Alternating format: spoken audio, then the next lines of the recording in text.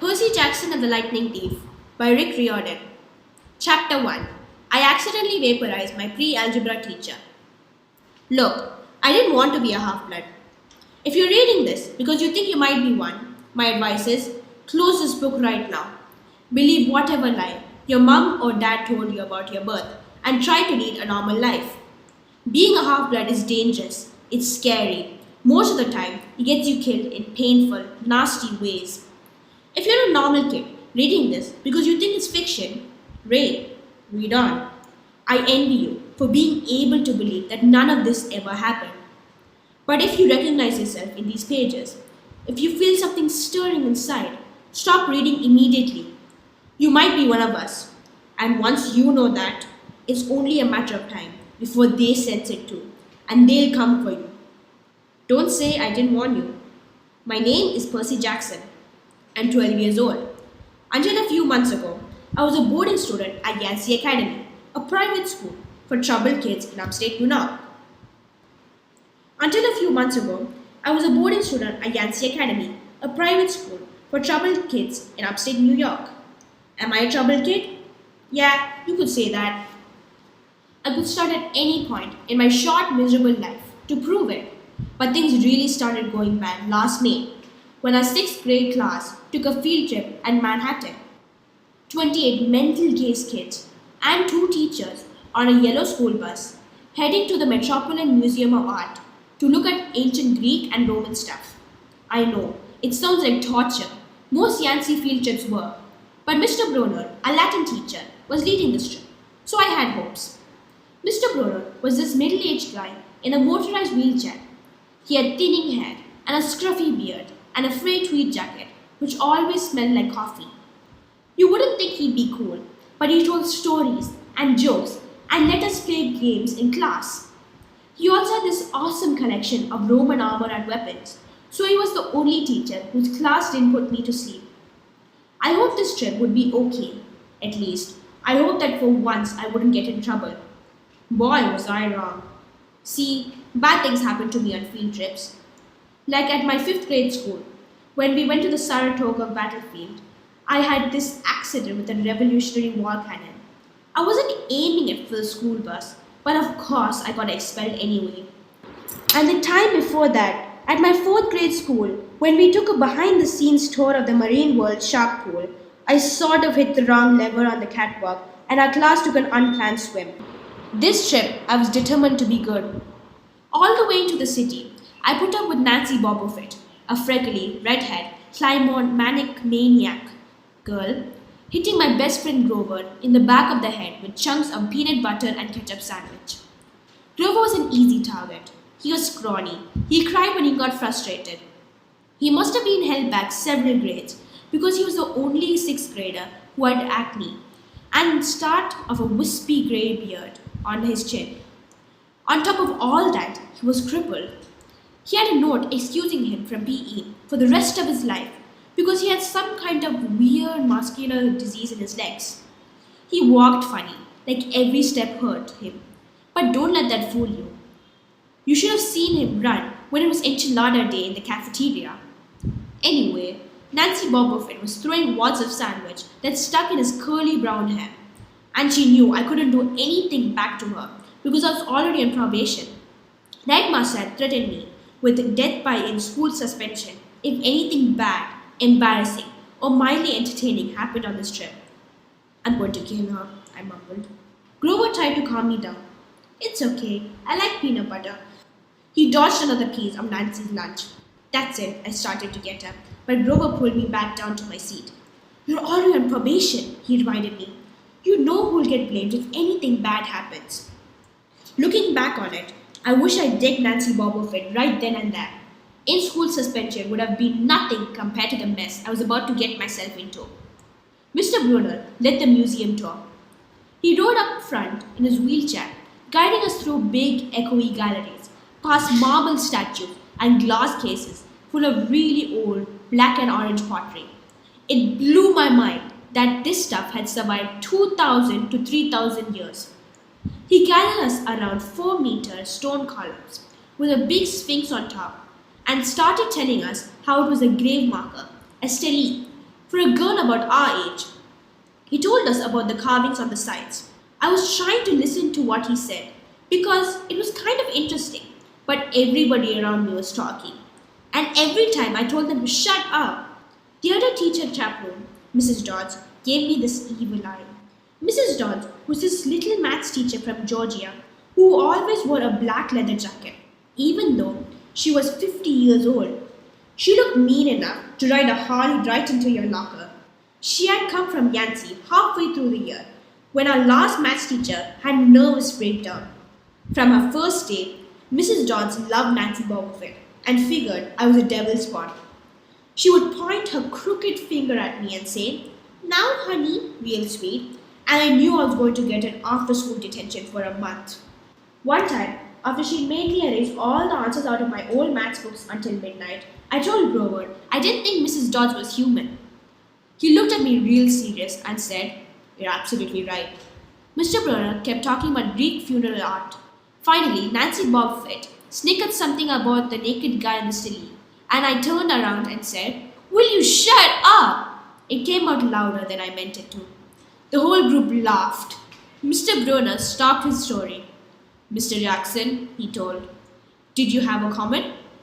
My face turned completely red. I said, "No, sir." Mr. Brunner pointed out to one of the pictures on the silly. "Perhaps you'll tell us what this picture represents?"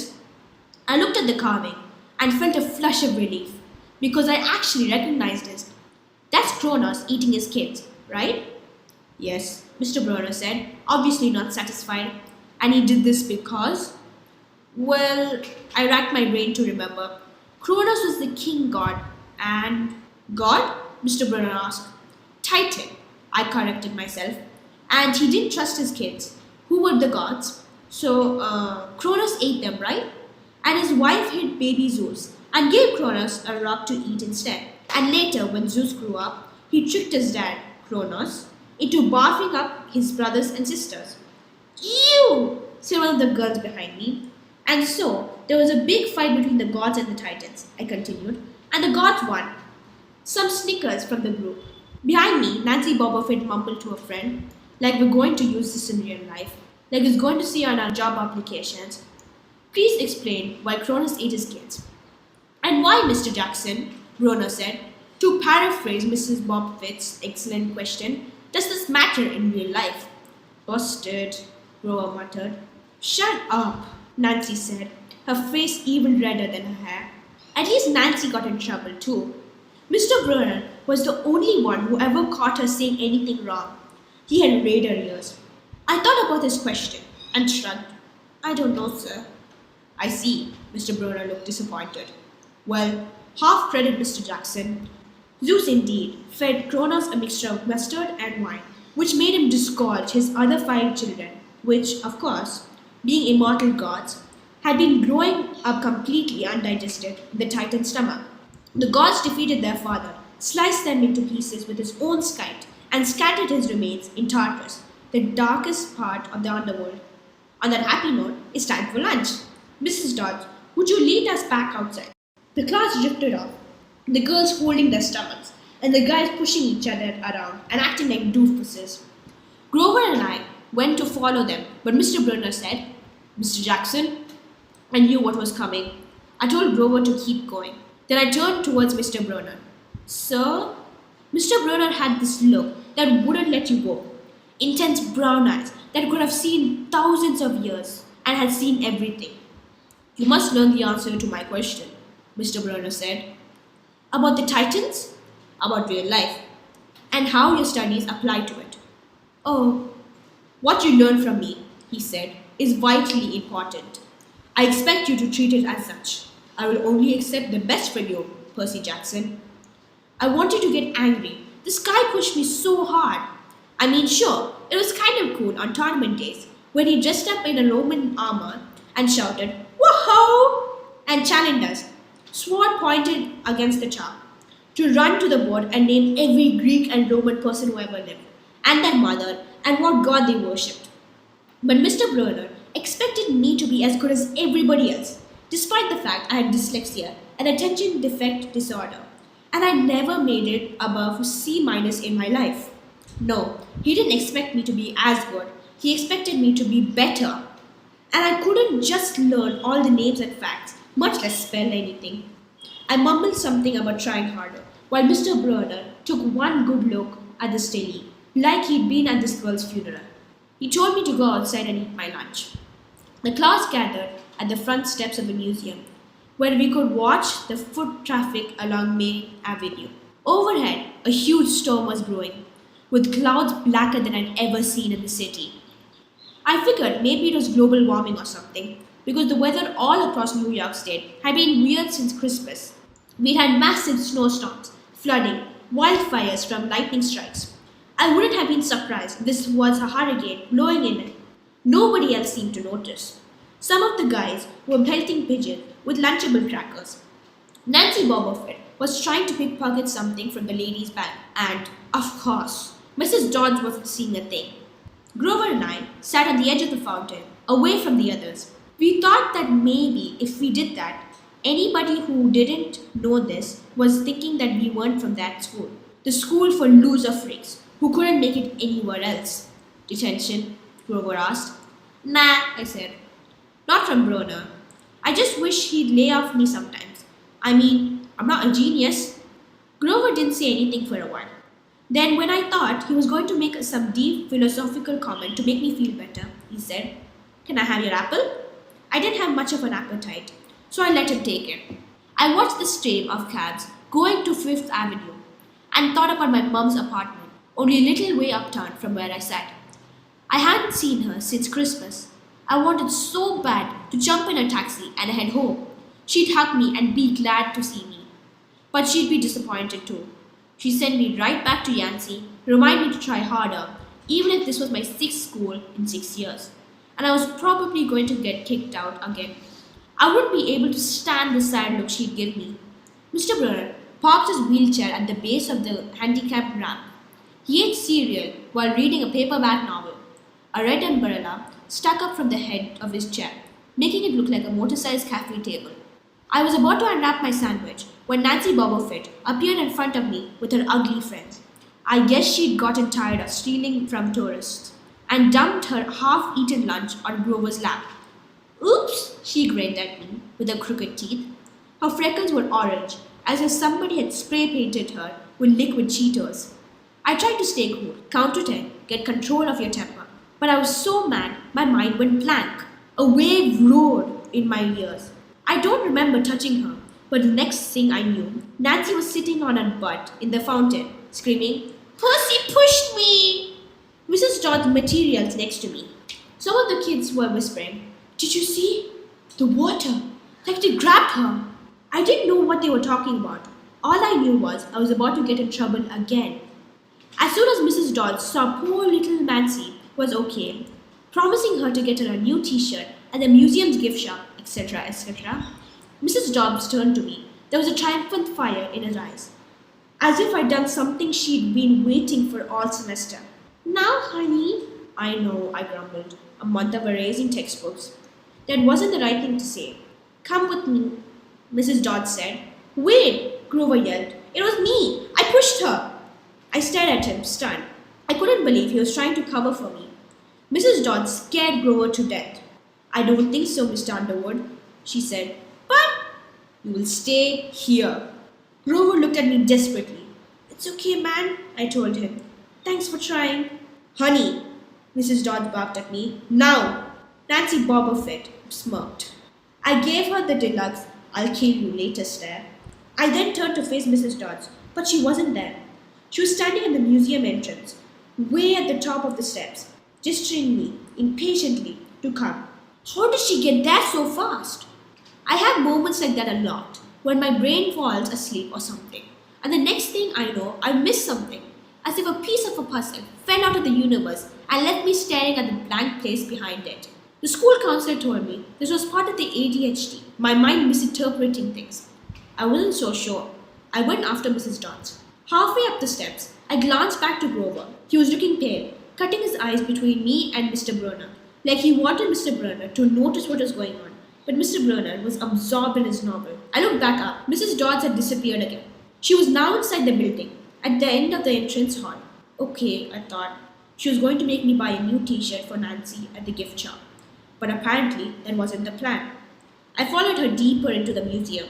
When I finally caught up to her, we were back into the Greek and Roman section. Except for us, the gallery was empty. Mrs. Dodd stood with her arms crossed in front of a big marble frieze of Greek gods. She was making this weird noise from her throat, like growling. Even without the sound, I would have been nervous. It's weird being alone with a teacher, especially Mrs. Dodds. Something about the way she looked at the frieze, as if she wanted to pulverize it. You've been giving us problems, honey, she said. I did the same thing. I said, yes, ma'am. She tugged the cuffs of her leather jacket. Did you really think you'd get away with it? The look in her eyes was beyond mad. It was evil. She was a teacher, I thought nervously. It wasn't like she was going to hurt me. I said, I'll try harder, ma'am.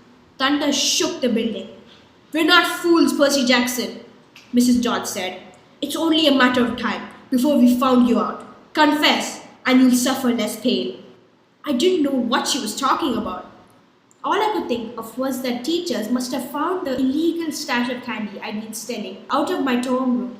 Or maybe they'd realized I got my essay, Tom Sawyer, from the internet without reading the book, and now they're going to take away my grade. Or worse, they're going to make me read the book. Well, she demanded. Ma'am, I don't know. Time's up, she hissed. Then a weird thing happened. Her eyes began to glow like barbecue coals. Her fingers stretched, turning into talons. Her jacket melted into large, leathery wings. She wasn't human. She was a shriveled hag with bat wings and claws and a mouth full of yellow fangs.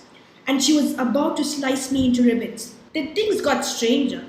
Mr. Brunner, who had been in front of the museum a minute before, wheeled in his chair into the doorway of the gallery, holding a pen in his hand. Whoa, Percy! He shouted and tossed the pen into the air. Mrs. Dodds lunged at me. With a yell, I dodged the talons, slashed into the air next to me. I snatched the ballpoint pen in the air, but when it hit my hand, it was a sword, Mr. Brunner's bronze sword, which he always used on tournament days. Mrs. Dodds spun towards me with a murderous look in his eyes. My knees were like jelly. My hands were shaking so bad I almost dropped the sword. She snarled, Die, honey. And she flew straight at me. Absolute terror ran through my body. I did the only thing that came naturally. I swung the sword. The metal blade hit her shoulder and passed clean through her body, as if she was made out of water. Hiss! Mrs. Dodd was a sandcastle in a power fan. She exploded into yellow powder, vaporized on the spot, leaving nothing but a smell of sulfur and a dying screech around and a chill of evil in the air. As if those two glowing eyes were still watching me. I was alone. There was a ballpoint pen in my hand. Mr. Brunner wasn't there. Nobody was there but me. My hand was still trembling. My lunch must have been contaminated with magical mushrooms or something. Had I imagined the whole thing? I went back outside. It had started to rain. Grover was sitting by the fountain, a museum map tented over his head. Nancy Copperfield was still standing there, soaked from her swim in the fountain, grumbling to her ugly friends. When she saw me, she said, I hope Mrs. Kerr wiped your butt. I said, Who? Our teacher. Duh. I blinked. We had no teacher named Mrs. Kerr. I asked Nancy what she was talking about. She just rolled her eyes and turned away. I asked Grover where Mrs. Dodds was. He said, Who? But he paused first and wouldn't look at me. So I thought he was messing with me. Not funny, man, I told him. This is serious. Thunder boomed overhead. I saw Mr. Brunner sitting under his red umbrella, reading his book as if he'd never moved. I went over to him. He looked at me, a little distracted. Ah, that would be my pen. Please bring your own writing utensil in the future, Mr. Jackson. I handed it over. I hadn't realized I was still holding it. So, I said, Where's Mrs. Dodds? He stared at me blankly. Who? They're the chaperone, Mrs. Dodds, a pre-algebra teacher. He frowned and sat forward, looking mildly concerned. Percy, there is no Mrs. Dodds in this trip. As far as I know, there has never been a Mrs. Dodds at Yancey Academy. Are you feeling alright? Thanks for listening to this first chapter of Percy Jackson and the Lightning Thief. Next week, there's going to be the second chapter. Hope you